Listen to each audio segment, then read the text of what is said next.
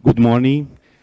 I am Amaro Barreto. I am associate professor in School of Chemistry here in Federal University of Rio de Janeiro, UFRJ. I am starting the second session on this morning. In this section, we have one keynote and 4 invited talks. Now, I call the keynote speakers, Professor Roberto Giordano. Professor Giordano is a senior full professor of the Chemical Engineering Department of the Federal University of São Carlos, UFSCar. His PhD in Chemical Engineering was at the Polytechnic School of the São Paulo University, USP, and the postdoc at the MIT, working with biochemical engineering. His research activities focus on the development, modeling, simulation, optimization, and control of several industrial biotechnology processes.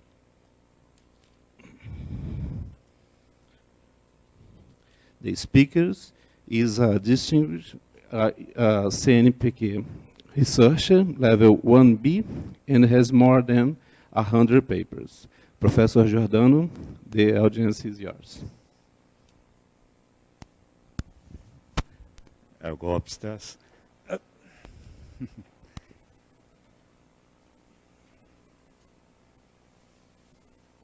Okay. Yes. Well, good morning, ladies and gentlemen. I am Roberto Giordano. Thank you for the kind introduction. And thank you, Argemir, the organizing committee, for this nice opportunity. As it was said, I'm from the Chemical Engineering Department and Graduate Program, is it okay? Of the Federal University of São Carlos. My talk will be towards a biomass matrix for fuels and chemicals, how PSE can help bringing the gap for the low carbon economy. We and our co-authors have gathered some of the work we have been doing during the last decade, a little less, concerning this issue. A little bit of motivation. This is natural climate change, and what is impressive here, it's a Bayesian model based on GDP evolution, and that the chance for 2 degrees Celsius less than increase of the global temperature is less than 5%. And what's more astonishing, in their model, models are models, but anyway, in their model, 3.5 degrees is the most probable, the medium, and above 5 degrees, you have 10% of probability. That's really the end of civilization as we know it. 5 degrees is unbearable. On the other hand, just now, 1 million species threatened with extinction. Well, what can we do in our community? What can be our contribution to overcome this dramatic situation? Of course, the sustainable economy will demand energy and materials. We will have to change our way of living, most certainly. But we will still continue to demand energy and materials. Speaking of energy, there will be a multiple of sustainable sources for energy, but biomass will have to play an important role in this portfolio. Here is an IAE roadmap, and this curve up here is the present technology with Paris Pledge. Just to remember, Trump has denounced Paris, so it can be worse. And this is what should be reduced in emissions. Here is GWP, gigatons of CO2, to attain 2 degrees, which is already a tragedy. this is the role of biomass around. Here comes winds and tides and more efficient use of energy, but biomass will have an important role, mainly because of the energetic content of fuels, of liquid fuels. Until the end of the century, the heavy-duty planes will have to use kerosene, biokerosene, for instance. So there's a role for biofuels in any scenario. Speaking of materials, I just Googled this question. What does the future hold for refining petchems integration? And we can see there's a strong trend towards shifting, for instance, from gasoline to olefins in the oil refineries. So we might ask, first, biorefineries will be, besides the backbone of fuels, it will have to supply carbon for materials. How much it will replace the fossil oil refinery? Actually, what I can say is that I'm sure that no one knows that. But it will, for some extent, have to happen. Besides, higher value-added products will be essential to the feasibility of the fuels. So biorefineries will have to exist. And the question, how much oil would or should stay underground will have to be answered in the next near future. By the way, I think the idea of energy companies instead of oil companies, as Petrobras, for instance, had some time ago, I think it's a good idea. But anyway, biorefineries, similarly to oil refineries, are defined as multi-purpose plants with backbones for fuels and several derived branched products, molecules, building blocks that are important for the overall business. Well, but an important gap still remains to be bridged: how to make feasible this transition in the real economy. I think that we have two challenges here. What I call the hardware side, continuous persistent research for advanced and also for incremental improvement of bioprocesses. There's a lot of modism in this kind of research. It cannot be abandoned. On the other hand, on the software side, supplying tools for techno-economic environmental evaluation from the scratch. This probably was one of the reasons for the difficulties in implementing second-generation ethanol worldwide. Maybe technical evaluation and economic evaluation was not done with sufficient accuracy, and we must supply tools for that, and that may be a contribution of PSE community. So, I'll talk a little bit. Please let me know when it's 5 minutes left, because I'll talk a little bit about the software, our role, and mostly about what I call the big picture, building tools for supporting stakeholders' decision-making and governmental policies during the transition to the low-carbon economy. But besides that, we have several very interesting, what I call local problems, improving the performances of bioprocess, bioreactors, upstream unit operations, several yet unexplored technical solutions to produce the molecules we need. Okay. Now, what I will show you, it's the work of several students that have gone through our group, and I'm just the visible face of all this work. And one different approach that came up, actually, the insight for that was from Philippe Furlan, who was a former student, mine and Argemiro's, and now a colleague of us, who put forth a simple idea, what we called retro-techno-economic environmental analysis. It's a long name, but what's the idea behind that? Well, we'll try to mimic the cell factory. We are systems engineers. The cell is a multitude of reactions interconnected with feedback, with nonlinearities, all the things that we have in a biorefinery. So, what not in genetic genome scale models, you have to impose as a restriction actually biological survival, reproduction as cells driving forces. What's the parallel? For the biorefinery, in the new low carbon economy, the driving forces will be economical survival and environmental sustainability. And our approach was to include those survival equations into the overall bioprocess model, to simulate this with all the mass, energy, thermodynamics, etc. of the process.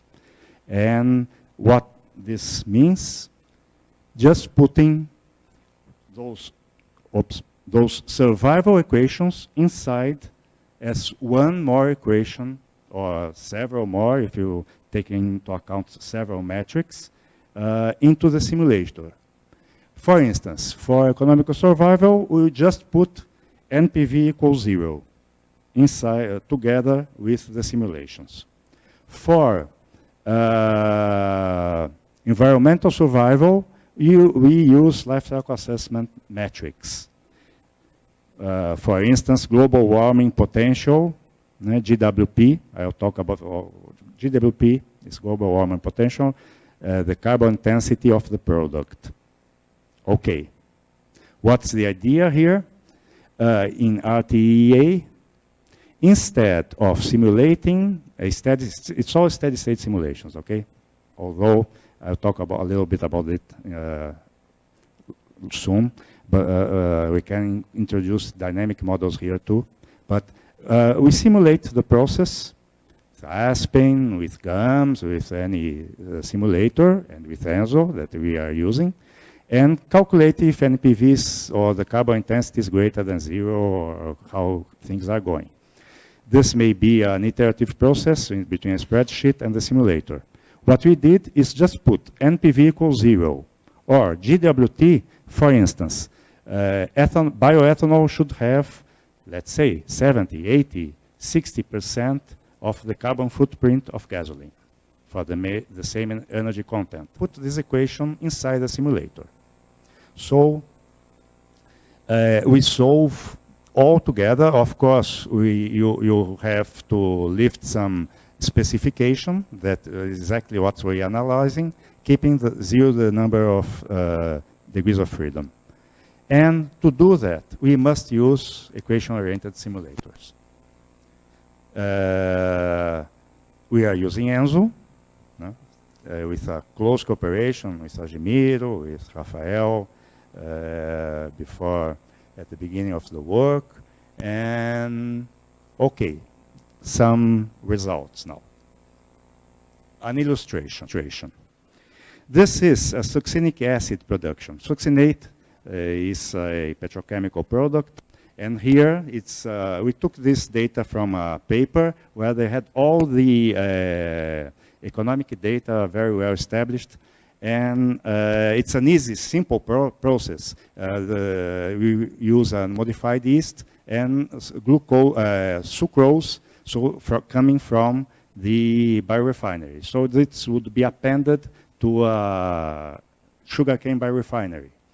And after some local sensitivity analysis, we have chosen some performance indices of the bioreactor. The point is, when we do that, we don't need the model of the bioreactor. Exactly where I'm focusing on, I don't need the model. I'll just model it afterwards. I'll just impose that NPV should be 0 for the whole process. And that's an example of the results we come. We called it isoeconomic curves. Here we have 3 of these variables we can plot. Of course, this is multidimensional, but with 3 variables we can plot. Biocatalyst productivity, succinate ethanol selectivity, and final concentration in the bioreactor. Above these curves, NPV is greater than 0. These are the borderlines for the economical feasibility. What's interesting here? let's say we are at this point, a selectivity of 9 and a concentration of 10 grams per liter in the bioreactor. What should you do to make, and 90 here, what should you do to make this process feasible? Well, of course, it's much easier increasing concentration, that means classical fermentation engineering, than to increase selectivity. Of course, you have an optimum path here, working with both.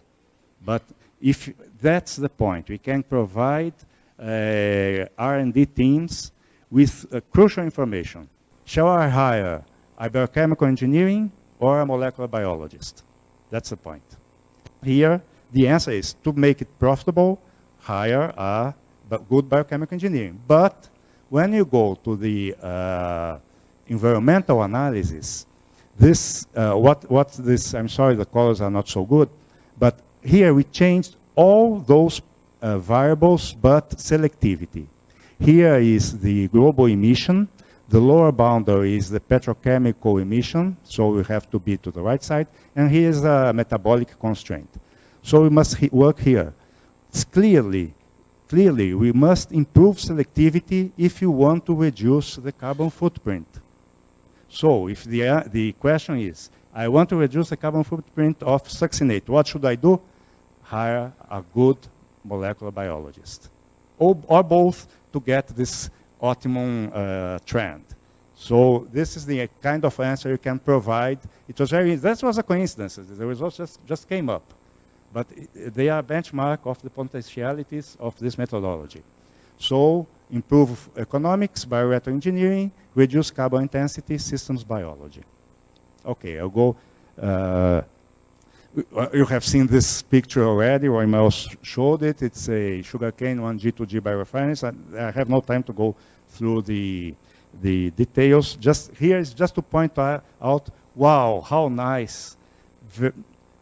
It's very, I don't like to say very nonlinear, but it's it is nonlinear.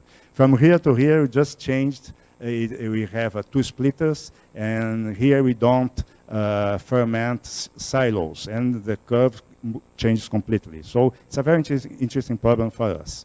Here's another result. Environmental footprint in yellow is several metrics. In yellow for 1G, and in black 1G plus 2G. As overall trend, 2G improves the sustainability, but here is ozone layer depletion. Why is this happening?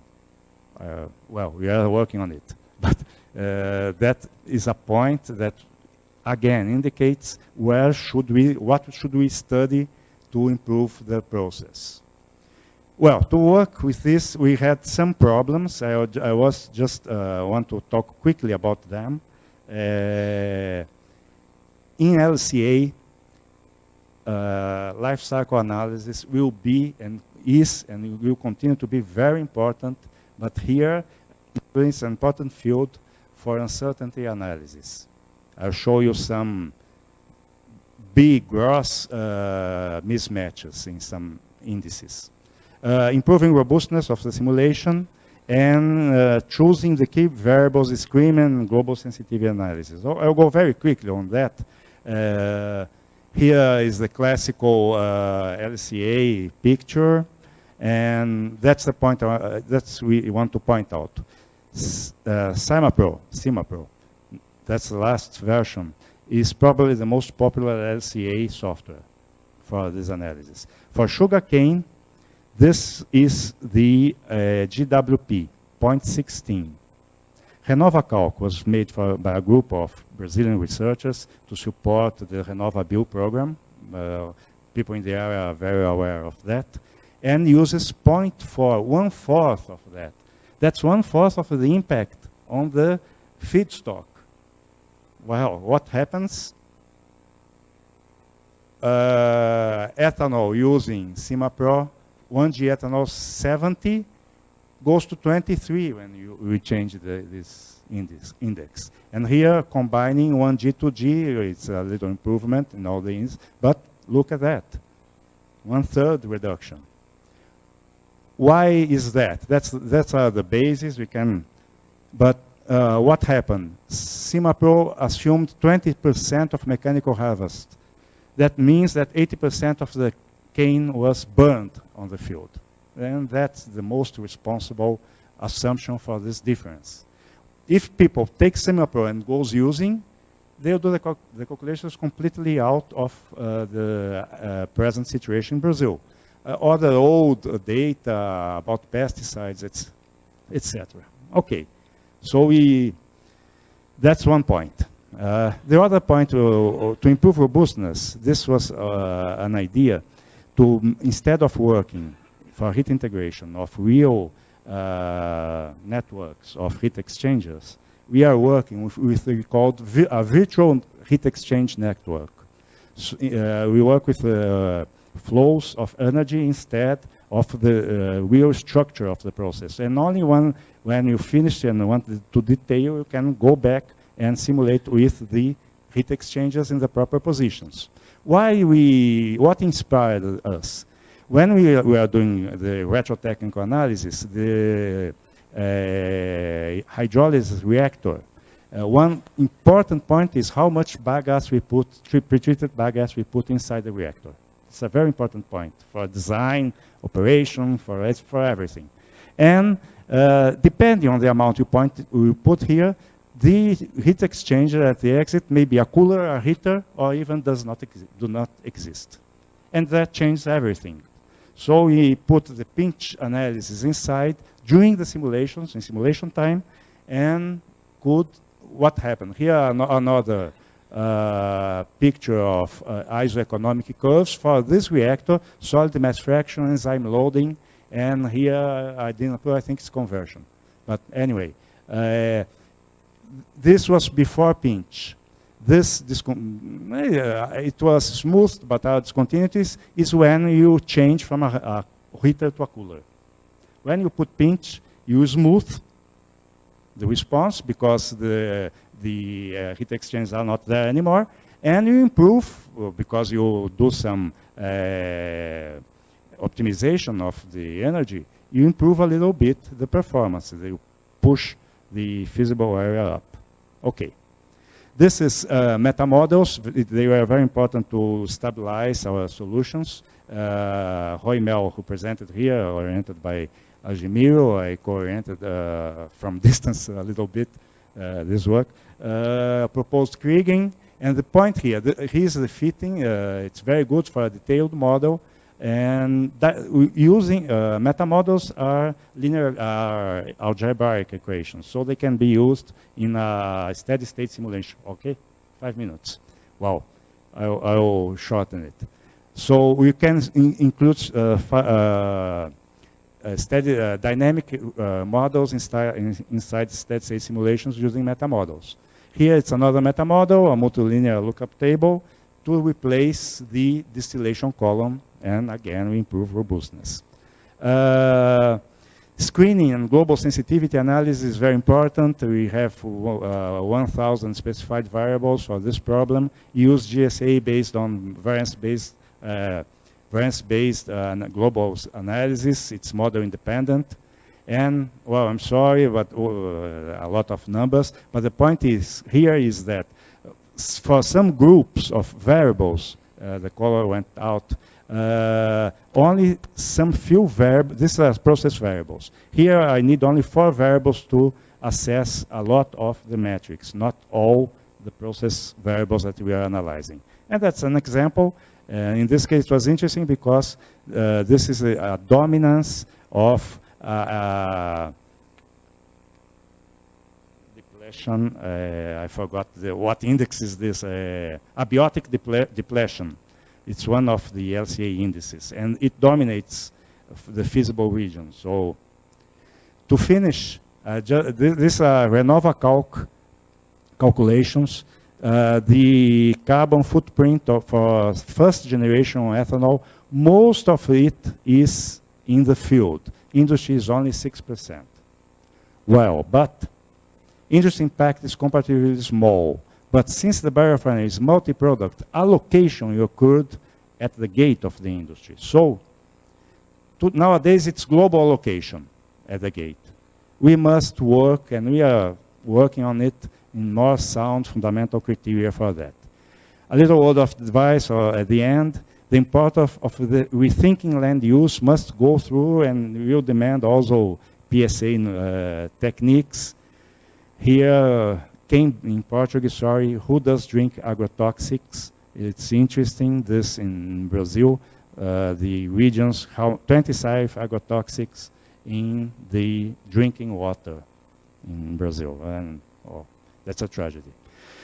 Local problems that working, enzymatic reactors, I will skip that, but there's a lot of data-driven machine learning to control bioreactors and different approaches. Some of these papers are coming out right now. I'm sorry. If anyone is interested, you can talk later on. Finally, rational structural changes in chains of production from field to industry to distribution is a most urgent task where surely PSE has a role. And this picture, our friends, polar bears living from trash. So the Guardian changed from climate crisis, from climate change to climate crisis, because crisis is anthropogenic. Change may not be. This is a very important outbreak in the media. That was on March 17th. They all now call finally climate crisis and global heating. And I totally support Greta Thunberg. She said that in Davos in January this year. I don't want you to be hopeful. I want you to panic. I want to feel the fear I feel every day. And then I want you to act. I hope we contribute acting.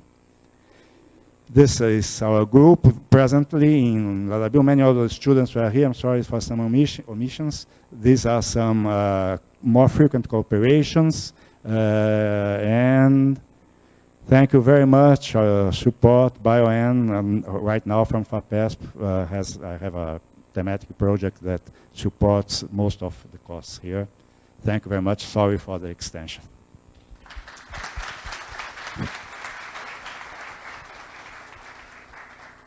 Thank you very much for your presentation. Congratulations. It's a very interesting, very important message that you say. We have two questions. I have to think a lot. Two questions.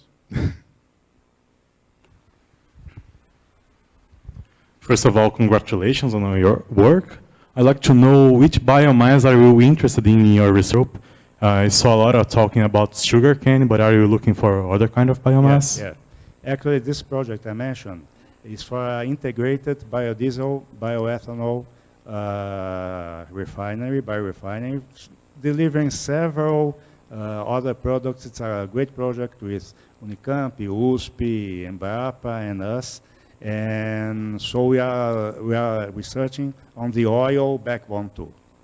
So, that's the, and several byproducts. So basically, it's soybean,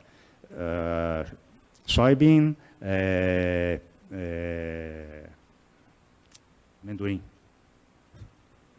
peanuts, that's peanuts, and sugarcane, that kind of.